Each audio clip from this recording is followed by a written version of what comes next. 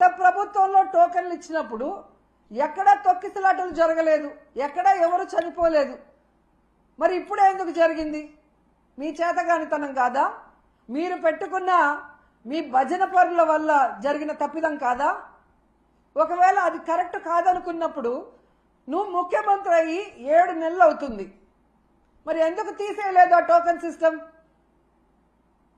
పిల్లలకు ఉపయోగపడే అమ్మఒడి తీసేస్తావు, పేదవాళ్ళకి అవసరమయ్యే ఆరోగ్యశ్రీ తీసేస్తావు, ఏజ్డ్ మహిళలకు యూజ్ అయ్యే వైఎస్ఆర్ చేయూత తీసేస్తావు, పేద పిల్లలు చదువుకునే ఫీజు రియంబర్స్మెంట్ పాలసీని మార్చేస్తావు, పేద ప్రజల రక్తాన్ని పీల్చేలాగా మద్యం పాలసీని మార్చేస్తావు, కానీ టోకెన్ సిస్టమ్ మార్చలేవు ఒకవేళ తప్పని తెలిస్తే. అంటే ఈరోజు నీ నిర్లక్ష్యం వల్ల, నువ్వు పెట్టుకున్న వాళ్ళ నిర్లక్ష్యం వల్ల ప్రజలు చచ్చిపోతే దాన్ని డైవర్ట్ చేసి ఎవరి మీద తోసేయాలని చూస్తున్నావు తప్ప తప్పు చేసిన వాళ్ళని శిక్షించాలి, ఈ తప్పు మళ్ళీ జరగకుండా చూడాలి అన్న చిత్తశుద్ధి చంద్రబాబు నాయుడికి లేకపోవటం అనేది ఇక్కడ అందరూ కూడా గమనించాల్సిన విషయం. ఈరోజు చంద్రబాబు నాయుడు చెప్తాడు ఇది అఫీషియల్స్ తప్పని, పవన్ కళ్యాణ్ గారు వస్తారు ఇది టీటీడీ చైర్మన్ అడిషనల్ ఈఓ గారు ఎస్పీ గారు తప్పని ఆయన చెప్తాడు. బిఆర్ నాయుడు గారు వచ్చి చైర్మన్ గారు నేను ఆల్రెడీ ఎస్పీకి చెప్పేలా జరుగుతుందని ఆయన చేయలేదు అంటాడు. అంటే మీ ప్రభుత్వంలో మీరు పెట్టుకున్న వాళ్ళ వల్ల జరిగింది తప్పని మీరు ఒప్పుకున్నారు కదా అందరూ. మరి ఎందుకు 3 రోజులు అవుతున్నా ఎవరి పేరు ఎఫ్ఐఆర్లో ఎక్కట్లేదు, ఎందుకు ఎవరిని కూడా అరెస్ట్ చేసి లోపల పెట్టలేదని నేను అడుగుతున్నాను. అసలు పవన్ కళ్యాణ్ గారు ఏం మాట్లాడుతున్నారో ప్రజలకి కన్ఫ్యూజ్ అయిపోతున్నారు. పిఠాపురానికి వెళ్ళాడు నిన్న, నేను క్షమాపణ చెప్పాను మీరెందుకు చెప్పను అని అడుగుతాడు. అప్పుడెప్పుడో అమ్మాయిల రేపులు జరిగినప్పుడు గమనించాను, బెత్తం దెబ్బలతో సరిచేద్దామంటాడు. ఇప్పుడు మనుషుల్ని చంపేసి క్షమాపణలతో సరిచేద్దామంటాడు. క్షమాపణలు కాదు, తప్పు చేసిన వాళ్ళకి శిక్ష పడాలి, ఆ తప్పు రిపీట్ కాకుండా చూసుకోవాల్సిన బాధ్యత నీకుంది. ఎందుకంటే ఈరోజు ప్రభుత్వంలో నువ్వు ఉన్నావు, డిప్యూటీ సీఎంగా నువ్వు ఉన్నావు, ఉండి కూడా క్షమాపణలు బెత్తం దెబ్బలు అంటావు.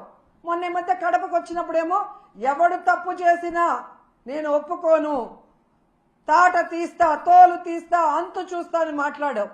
మరి తప్పు చేసిన వాళ్ళు ఈరోజు చైర్మన్ అడిషనల్ ఈఓ ఎస్పీ అని నువ్వే చెప్తున్నావు కదా, మరి ఎందుకు వాళ్ళ తోలు తీయట్లేదు, వాళ్ళ అంతు చూడట్లేదు, వాళ్ళ తాట తీయట్లేదు? మళ్ళీ పెద్ద పెద్ద డైలాగులు చెప్తున్నారు. నిన్న మీటింగ్లో నేను పిఠాపురంలోనే అనుకుంటా,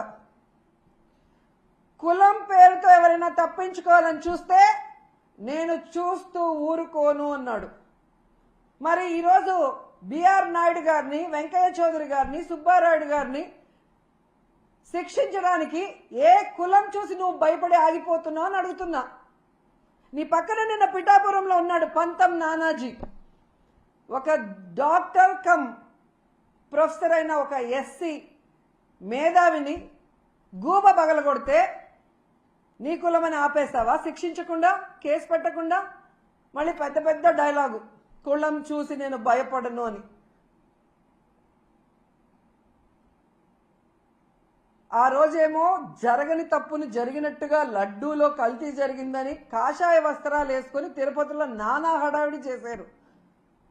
ఈ రోజేమో తప్పించుకొని తిరుగుతూ క్షమాపణ చెప్తే చాలంటారు. మీ ద్వంద్వ వైఖరి చూస్తున్నారు. ఏదైతే తెలంగాణలో సంధ్యా థియేటర్లో తొక్కిసలాటలో ఒక్కరు చనిపోతే 14 మంది సినిమా హీరోతో సహా థియేటర్ యాజమాన్యం వరకు 14 మంది మీద కేసులు, క్రిమినల్ కేసులు ఫైల్ చేశారో, ఈరోజు చంద్రబాబు నాయుడు అవసరం లేకపోయినా కుప్పంలో మీటింగ్ పెట్టుకొని అఫీషియల్స్ని తిప్పుకొని ఇక్కడ 6 మంది ప్రాణాలు తీసి 60 మంది గాయాలకు కారణమైనందుకు ఆయనతో సహా టీటీడీ పాలకవర్గంతో సహా ఎస్పీతో సహా అందరి మీద క్రిమినల్ కేసులు నమోదు చేయాలని డిమాండ్ చేస్తున్నాం. ఈ దేశంలో ఉన్న అన్ని న్యాయస్థానాలని కోరుతున్నాం, దీన్ని సుమోటోగా తీసుకొని తప్పు చేసిన వాళ్ళ మీద కేసులు పెట్టి విచారించి శిక్షించండి అని కూడా మేము కోరుకుంటున్నాం. ఎంత బాధాకరం అంటే నా చిన్నప్పటి నుంచి చూస్తున్నాను, కొండ మీద ఇంత తక్కువ జనం ఎప్పుడూ లేరు. టోకన్లు తీసుకున్న వాళ్ళు కూడా చాలా మంది దర్శనానికి రాలేదు అంటే వీరి వల్ల తిరుమల ప్రతిష్ట ఎంత దిగజారిపోయింది, భగవంతుని దర్శనం చేసుకోవాలంటే ఎంత భయం పుట్టిందో ప్రజల్లో మీరు గమనించండి. మొన్న జరిగిన ఇన్సిడెంట్తో తిరుమలనే కాదు, సింహాచలంలో కూడా భక్తుల రద్దీ లేకపోవటం మీరు గమనించాలి. ఎవరైతే ఉన్నారో మఠాధిపతులు బయటికి రండి. హిందుత్వాన్ని, మన దేవుళ్ళని, మన టెంపుళ్ళని ఈరోజు పరువు ప్రతిష్ట దిగజార్చే విధంగా పరిపాలిస్తున్న ఈ చంద్రబాబు నాయుడు, పవన్ కళ్యాణ్కి బుద్ధి చెప్పండి. ఏ హిందూ భక్తుల ప్రాణాలు పోయాయో వారి కుటుంబాలకు అండగా నిలబడి తప్పు చేసిన వాళ్ళని శిక్షించే విధంగా మనమందరం కలిసికట్టుగా పోరాడదామని కోరుకుంటున్నాను. ఎందుకంటే ఈ చంద్రబాబు నాయుడు తప్పించుకునే రాజకీయాలు చేస్తారు. పవన్ కళ్యాణ్ ఏమో సినిమా డైలాగులు చెప్పినట్టు చెప్తాడు కానీ మళ్ళీ ఎక్కడా కూడా ఏం చేయడు. ఎందుకంటే అల్లు అర్జున్కి మానవత్వం లేదంట, పోయి పరామర్శించలేదంట. మరి నీ అభిమానులు నీ కోసం గేమ్ చేంజర్ ప్రీ రిలీజ్ ఈవెంట్కి వచ్చి ఇద్దరు చనిపోతే మణికంఠ చరణ్ అని ఇన్ని రోజులు అవుతున్నా ఒక్కరి మీద కేసు లేదు, ఒక్కరిని అరెస్ట్ చేయలేదు. నిన్న నువ్వు పిఠాపురానికి వెళ్ళి ఆ కుటుంబాన్ని పిలిపించి కూడా వాళ్ళని కలవకుండా, వాళ్ళని పరామర్శించకుండా వాళ్ళని అవమానించావు. మరి నీకు మానవత్వం ఉందా అని నేను ప్రశ్నిస్తున్నా. సో ఇప్పటికైనా పాలక మండలి, ముఖ్యమంత్రి, డిప్యూటీ సీఎం ఎవరికి వాళ్ళు తప్పించుకొని ఈ కేసుని పక్కదారి పట్టించి కేసు క్లోజ్ చేయాలనుకుంటే మాత్రం మేము ఒప్పుకునేది లేదు. ఆ కుటుంబాలకి మేము అండగా నిలబడతాం. ఆ కుటుంబాలకి న్యాయం జరిగేంత వరకు పోరాడతాం. అటు న్యాయపరంగా పోరాడతాం, ఇటు ప్రజలకి అండగా నిలబడి కూడా పోరాడతామని కూడా ఈ సందర్భంగా తెలియజేసుకుంటున్నాం. ఇక మన చిన్నమ్మ గురించి చెప్పుకోవాలి ముఖ్యంగా. ఎందుకంటే హిందుత్వ పార్టీ బీజేపీ పార్టీ. 6 మంది హిందువులు చనిపోతే 60 మంది గాయపడితే మన చిన్నమ్మ నోట్లోంచి ఒక్క మాట రాలేదు. ఎవరు దీనికి కారణమో వాళ్ళ మీద క్రిమినల్ కేసులు పెట్టాలని డిమాండ్ చేయడానికి చిన్నమ్మకు నోరు రాలేదు. అనవసర విషయాలప్పుడు మాత్రం ఎంత నోరేసుకొని వస్తుందో మనం చూసాం. మొన్న విజయవాడలో కూడా